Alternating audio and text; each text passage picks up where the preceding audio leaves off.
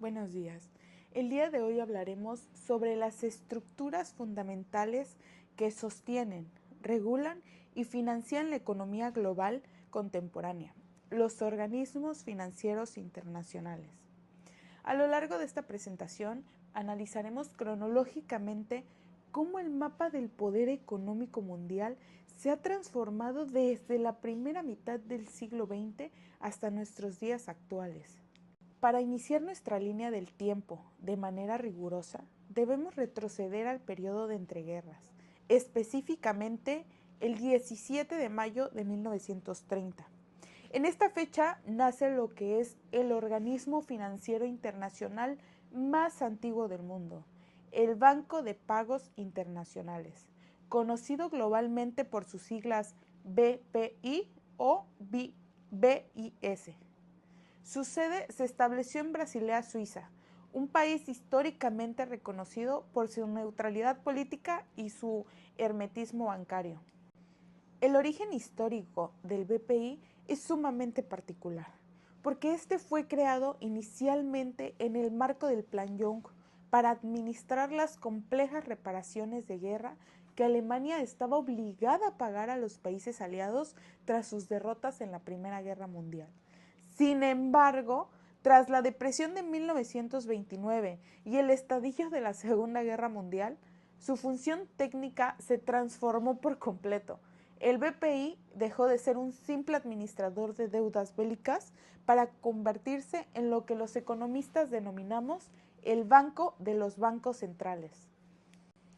Es fundamental aclarar que el BPI no es un banco comercial, un ciudadano común, una gran corporación privada o incluso un gobierno en busca de un préstamo para construir una carretera no pueden abrir una cuenta en esta institución. Sus únicos clientes y miembros son los propios bancos centrales de las naciones más influyentes del planeta, como la Reserva Federal de los Estados Unidos o el Banco de México.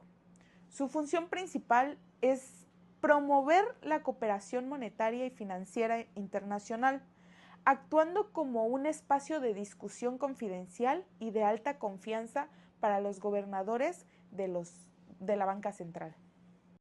Pero la verdadera importancia contemporánea del BPI y el punto donde debemos extendernos radica en que es la cuna de la regulación bancaria a través del Comité de Basilea. En este foro técnico se redactan y actualizan periódicamente los famosos acuerdos de Basilea.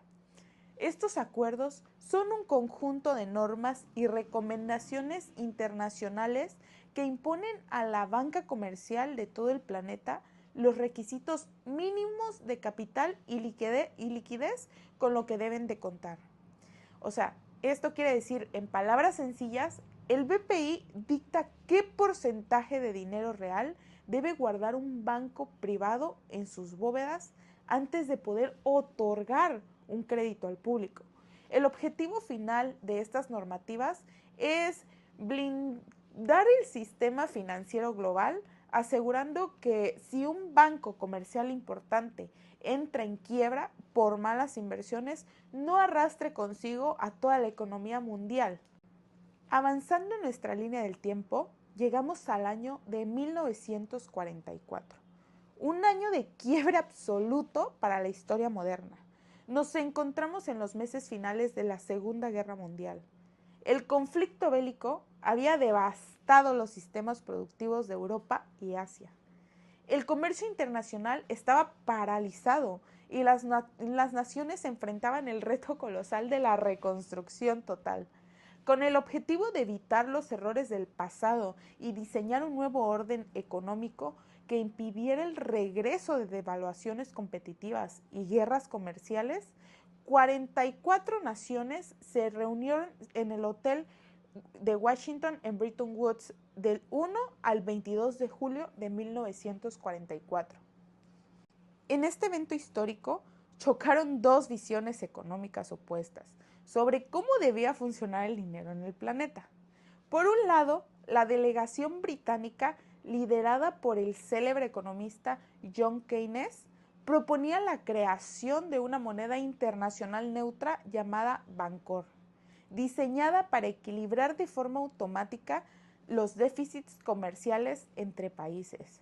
Por otro lado, la delegación estadounidense, encabezada por Harry White, impuso la postura de su nación debido a que Estados Unidos poseía en ese momento la mayor reserva de oro del mundo y un aparato industrial intacto.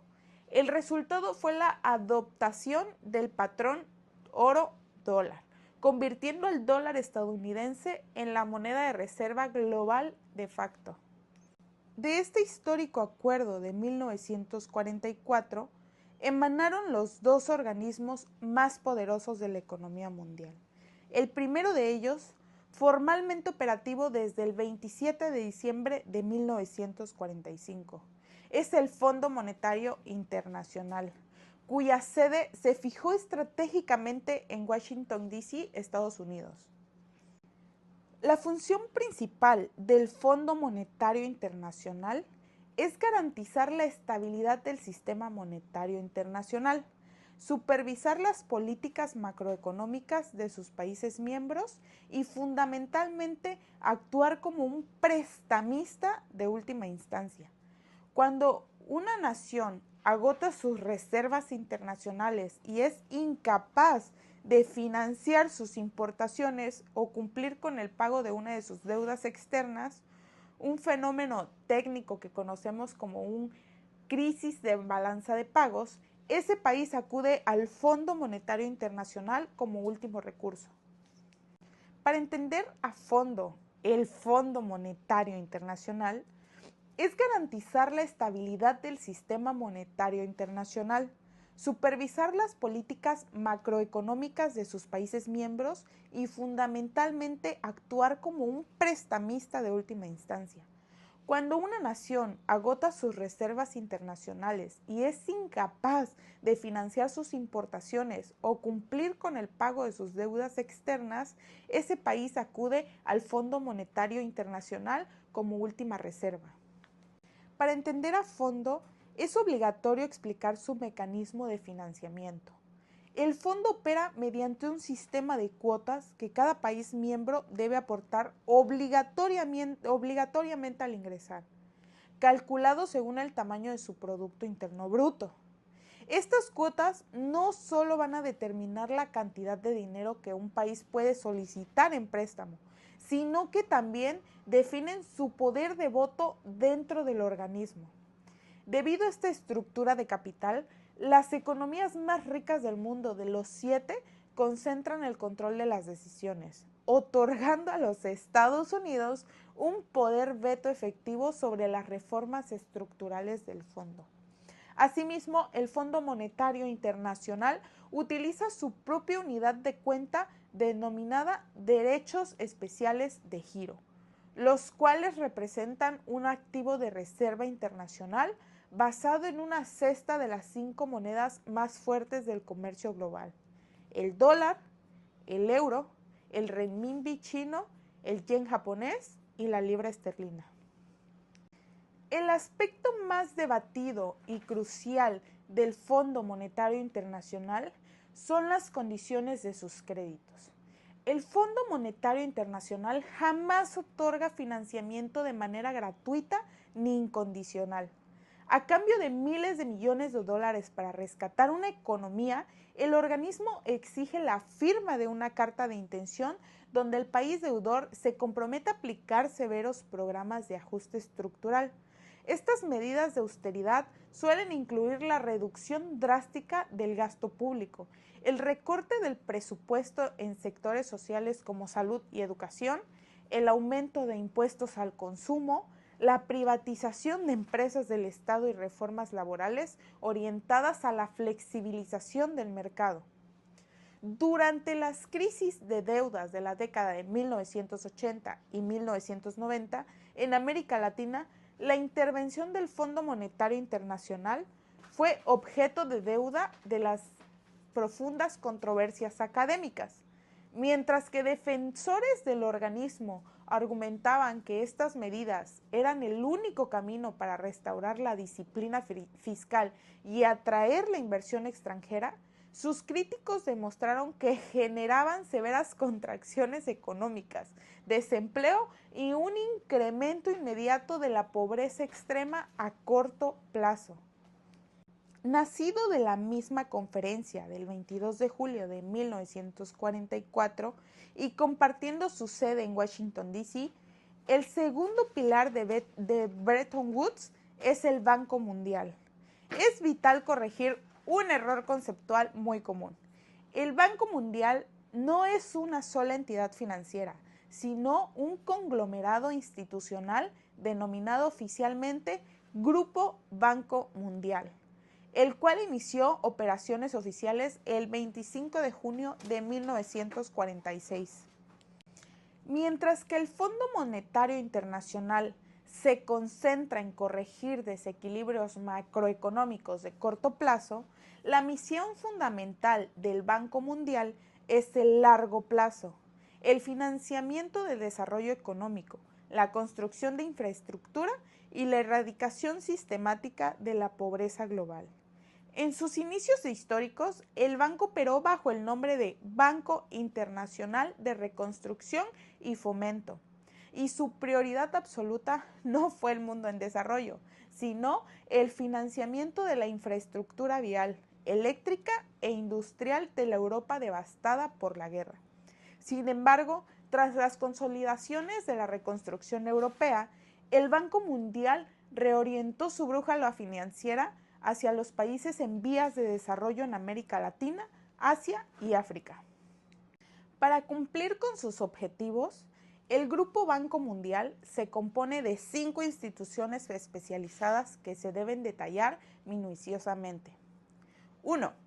El Banco Internacional de Reconstrucción y Fomento, fundado originalmente en 1944. Es la base del grupo.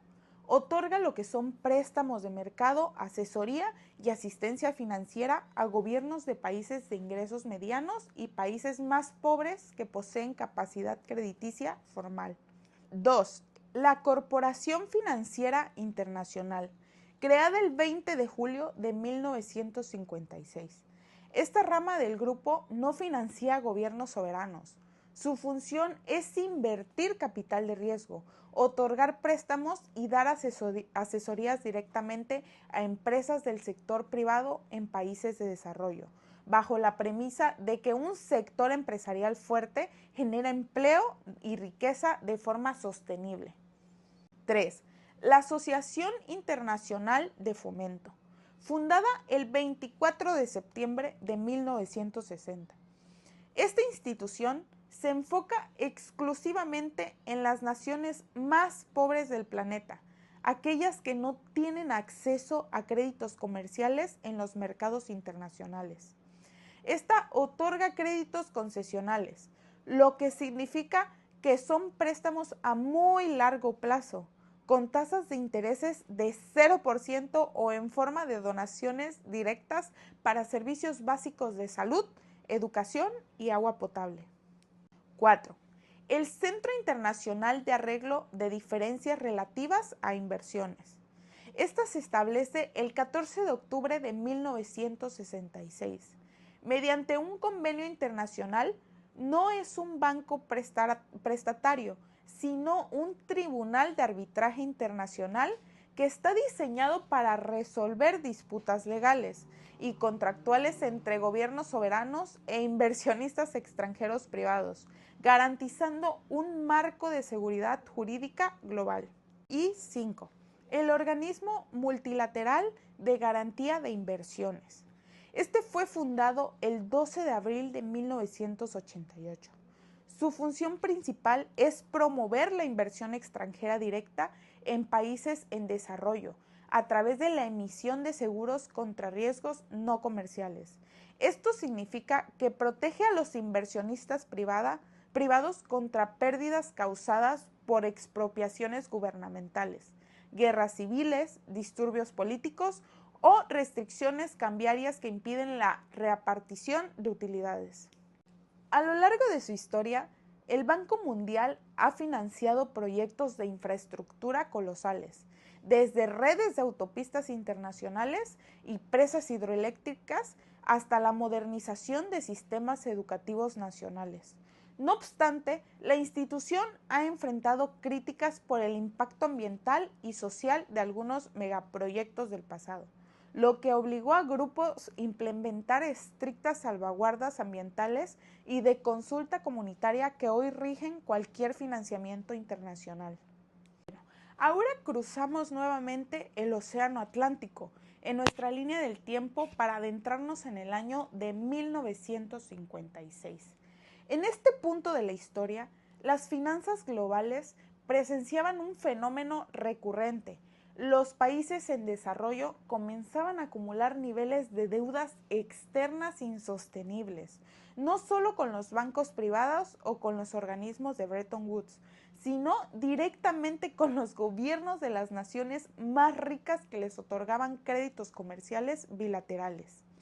El 16 de mayo de 1956 nace formalmente el Club de París, con sede oficial en la capital de Francia. El Club de París posee una naturaleza jurídica sumamente particular. No es una institución formal, no cuenta con un tratado constitutivo rígido, ni tiene un cuerpo de directores ejecutivos. Es por definición un foro informal de gobierno acreedores de las economías más industrializadas del mundo, como por ejemplo Francia, Alemania, Reino Unido, Japón y Estados Unidos. El origen histórico de este foro ocurrió cuando la República Argentina enfrentaba una severa crisis financiera y se vio en la incapacidad de cumplir con los pagos de sus deudas externas contraídas con diversos gobiernos europeos. Para evitar un impago unilateral desastroso para el crédito internacional, el gobierno argentino aceptó reunirse en París con el conjunto de sus estados acreedores para negociar una salida coordinada. Desde entonces, la función principal del Club de París es encontrar soluciones conjuntas, ordenadas y sostenibles a los problemas de pago de deudas soberanas de los países deudosos. Cuando una nación se encuentra al borde del default o cese de pagos con estados extranjeros, el Club de París interviene bajo un conjunto de principios estrictos. El primero de ellos es la solidaridad. Todos los miembros del club se comprometen a actuar como un bloque único. Ningún país acreedor puede negociar un acuerdo bilateral, preferencial por fuera de la mesa de París con el deudor. El segundo principio es la condicionalidad.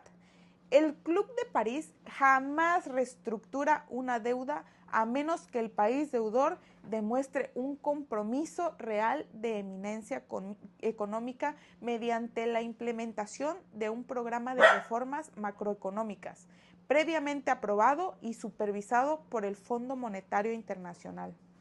A lo largo de las décadas, las negociaciones del Club de París se han agrupado bajo diferentes términos técnicos según la gravedad de la crisis del deudor, tales como los términos de Nápoles o los términos de Colonia, diseñados específicamente para otorgar esquemas de condonación hasta el 67 o el 90% de la deuda total para aquellos países catalogados como países pobres altamente endeudados. De esta manera, el Club de París funciona como la válvula de escape del sistema de crédito soberano, evitando colapsos financieros en cadena a nivel internacional. El final de la década de 1950 y el inicio de la de 1960 marcaron un punto de inflexión fundamental. Los países de América Latina observaban con preocupación que los recursos del Banco Mundial y del Fondo Monetario Internacional seguían fuertemente concentrados en la reconstrucción y estabilización de Europa y los frentes de la Guerra Fría.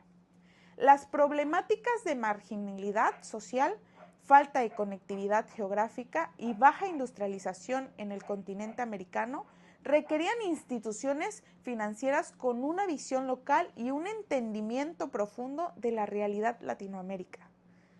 Bajo este clamor integracionista, el 8 de abril de 1959 se firma el convenio que da nacimiento al Banco Interamericano de Desarrollo, el cual entró en vigor formalmente el 30 de diciembre de 1959, estableciendo su sede en Washington, D.C., Estados Unidos.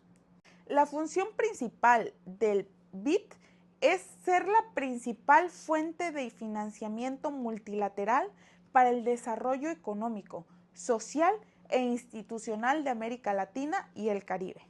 A diferencia de los organismos de Bretton Woods, este se estructuró bajo una regla de gobernanza política. Los países prestatarios, es decir, las propias naciones latinoamericanas y caribeñas. Estos retienen de forma permanente la mayoría absoluta de las acciones y del poder de voto dentro de la Asamblea de Gobernadores del Banco. Esto asegura que la toma de decisiones financieras está alineada con las prioridades de desarrollo social, dictadas por la región y no impuesta desde una visión externa norte global. Esta financia proyectos de inclusión social, modernización del Estado, infraestructura vial y combate al cambio climático, otorgando créditos a gobiernos, pero también a través de su brazo privado. Casi en paralelo, la búsqueda de integración económica llevó a Centroamérica a diseñar su propio motor financiero. El 13 de diciembre de 1960 se funda el Banco Centroamericano de Integración Económica, con sede oficial en Tegucigalpa, Honduras. Bueno, este nació como el brazo financiero del mercado, con la misión exclusiva de promover la integración económica y el desarrollo social equilibrado de sus países miembros fundadores: Guatemala, El Salvador, Honduras, Nicaragua y Costa Rica, expandiéndose posteriormente a socios extrarregionales. Este destaca por financiar proyectos de infraestructuras energéticas transfronteriza, aduanas comunes y conectividad de telecomunicaciones en el Istmo Centroamericano. Para completar el blindaje financiero del sur del continente, el 7 de febrero de 1968 se firma el Acuerdo de Constitución de la Corporación Andina de Fomento, conocida hoy globalmente como CAF, Banco de Desarrollo de América Latina, la cual inició sus operaciones formales el 8 de junio de 1970, con sede en Caracas, Venezuela. Originalmente concebida para atender a las naciones de la comunidad andina, la CAF experimentó una expansión extraordinaria hasta convertirse en el banco de desarrollo que abarca prácticamente a toda América Latina y el Caribe, incluyendo España y Portugal como socios. La CAF se caracteriza por su agilidad operativa en el otorgamiento de préstamos para proyectos de infraestructura vial, transporte urbano sostenible, energía y desarrollo social. Estas operan bajo un modelo donde los propios países de la región son los accionistas mayoritarios, garantizando un enfoque de soberanía y cooperación mutua. El éxito institucional y financiero de los bancos regionales en América Latina sirvió como modelo para los procesos de emancipación y desarrollo en otras latitudes geográficas del planeta que se encontraban en plena efervescencia geopolítica durante la década de 1960. El 4 de agosto de 1963, en el contexto histórico de la descolonización en África y el nacimiento del sentimiento de unidad continental, se firma lo que es el convenio que crea el Banco Americano de Desarrollo. Aunque su conferencia de fundación ocurrió en Jartum, Sudán, su sede oficial definitiva estableció en Abiyán, Costa de Marfil, iniciando operaciones el 1 de julio de 1966. El BAFT nació bajo la premisa de que el desarrollo de África debía ser financiado y dirigido prioritariamente por los propios africanos, para focalizar de forma eficiente sus limitados recursos económicos ante los inmensos retos del continente. El BAT opera bajo una estrategia contemporánea sumamente estricta, denominada High 5S, o las 5 altas prioridades. 1. Iluminar y energizar África. Financiamiento de redes eléctricas y energía renovable. 2. Alimentar a África, modernización agrícola e inversión en seguridad alimentaria. 3. Industrializar el continente, crear cadenas de valor locales para dejar de exportar solo materias primas brutas. 4. Integrar a África como construcción de corredores de transportes transcontinentales. Y 5. Mejorar la calidad de vida de los africanos, accesos a empleos formales, agua potable y sanidad. Pocos años después, cruzando hacia el continente asiático, el 19 de diciembre de 1966 se funda el Banco Asiático de Desarrollo, con sede central en Manila, Filipinas. Su misión primordial se fijó en la erradicación de la pobreza extrema y la aceleración del crecimiento económico en la vasta y densamente poblada región de Asia y el Pacífico.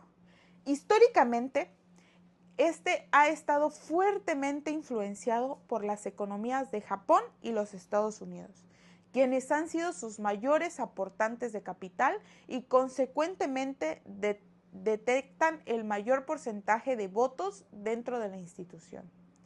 Este fue una herramienta financiera e institucional decisiva detrás del denominado milagro económico asiático, proveyendo el capital necesario para la construcción de los sistemas portuarios, distritos industriales y redes de transporte que permiten a las naciones asiáticas insertarse con éxito en las cadenas globales de valor.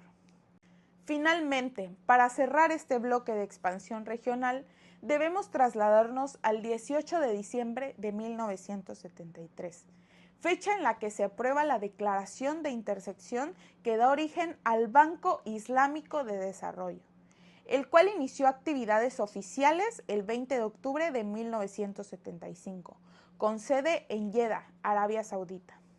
Este posee una distinción única en el panorama financiero internacional. Es un organismo multilateral cuyos proyectos de desarrollo y préstamos deben cumplir. Es obligatoriamente con los principios de la Sharia, es decir, las leyes del derecho islámico. Esto implica la prohibición absoluta del cobro de intereses tradicionales, operando en su lugar bajo esquemas de financiamiento basados en la participación compartida de ganancias y pérdidas, arrendamiento financiero y emisiones de bonos islámicos, dirigidos al bienestar de las comunidades musulmanas en sus países miembros y naciones en desarrollo. Nuestra línea del tiempo da un salto histórico hacia el siglo XXI para encontrarse con los cambios geopolíticos más profundas de nuestra era contemporánea. Durante las primeras 2 décadas de este siglo, las grandes potencias económicas emergentes, encabezadas por China, India y Brasil, manifestaron de forma recurrente su inconformidad ante la parálisis institucional del Fondo Monetario Internacional y el Banco Mundial. A pesar del crecimiento exponencial de sus economías y de su peso en el comercio global, el sistema de cuotas heredado de Bretton Woods seguía otorgando un control desproporcionado a los Estados Unidos y a las naciones europeas, bloqueando cualquier forma democrática interna en dichos organismos. Ante este bloqueo político, el bloque de los países Brasil, Rusia, India, China y Sudáfrica decidió pasar de la queja diplomática a la acción financiera. El 15 de julio del 2014, durante la 6ª cumbre de los BRICS, celebrada en Fortaleza, Brasil, se firma el tratado que crea el nuevo Banco de Desarrollo, el cual entró en operaciones formales en julio del 2015, con sede central en Shanghái, China. Este nuevo Banco de Desarrollo nació con una capital inicial autorizada de $100,000 millones, aportado bajo un principio de igualdad absoluta. A diferencia del Banco Mundial, cada uno de los miembros fundadores posee exactamente el mismo porcentaje de acciones y ningún país tiene poder de veto. Su función principal es financiar proyectos e infraestructura y desarrollo sostenible tanto en los países de los BRICS como en otras económicas emergentes y naciones en vías de desarrollo, consolidando la primera gran alternativa financiera dirigida por el sur global. Casi en la misma fecha, el 24 de octubre del 2014, se firma en Pekín el Memorándum de Entendimiento que impulsa la creación del Banco Asiático de Inversión de Infraestructura, o AIIB por sus siglas en inglés. El BAI inició sus operaciones oficiales formalmente el 16 de enero del 2016, con sede en Pekín, China. Esta institución representa el hito más relevante de la geopolítica financiera moderna, propuesta liderada de forma directa por el gobierno de la República Popular China. Este tiene la función principal de proveer financiamiento para la construcción de infraestructura de conectividad, energía y transporte en toda Asia y sus regiones aliadas. El banco está estrechamente vinculado a la implementación de la iniciativa china conocida como la Franja y la Ruta, la nueva ruta de la seda, orientada a consolidar las redes comerciales globales de Pekín. El nacimiento del BAI desató una intensa, detallada diplomática internacional. El gobierno de los Estados Unidos ejerció fuertes presiones sobre sus aliados estratégicos en Europa y Asia para evitar que se unieran a la nueva institución bajo el argumento de que el banco carecía de transparencia y de salvaguardas sociales rigurosas. Sin embargo, la estrategia de contención estadounidense fracasó de forma contundente. Economías occidentales clave como Reino Unido, Alemania, Francia, Italia y Australia decidieron ignorar las advertencias de Washington e inscribirse formalmente como miembros fundadores del BAI, reconociendo el inmenso flujo de capital que China estaba inyectando en la economía internacional hoy en día. Bien, el recorrido que iniciamos en el año de 1930 con el Banco de Pagos Internacionales nos demostró la necesidad de regular de forma técnica a la banca privada global para evitar crisis sistémicas. Posteriormente, los acuerdos de Bretton Woods en 1944 dieron luz al Fondo Monetario Internacional y al Banco Mundial para estructurar la economía bajo el liderazgo del dólar en el bloque occidental. El Club de París apareció en 1956 como un mecanismo informal de los estados ricos para gestionar de manera coordinada el cobro y la reestructurización de deudas soberanas. La llegada de los años 60 descentralizó el financiamiento del desarrollo, permitiendo el nacimiento del BID en nuestra región de América Latina, del Banco Africano de Desarrollo y del Banco Asiático de Desarrollo, los cuales dotaron a las periferias de herramientas financieras con una sensibilidad local para combatir la pobreza e impulsar la infraestructura de transporte y energía financiera.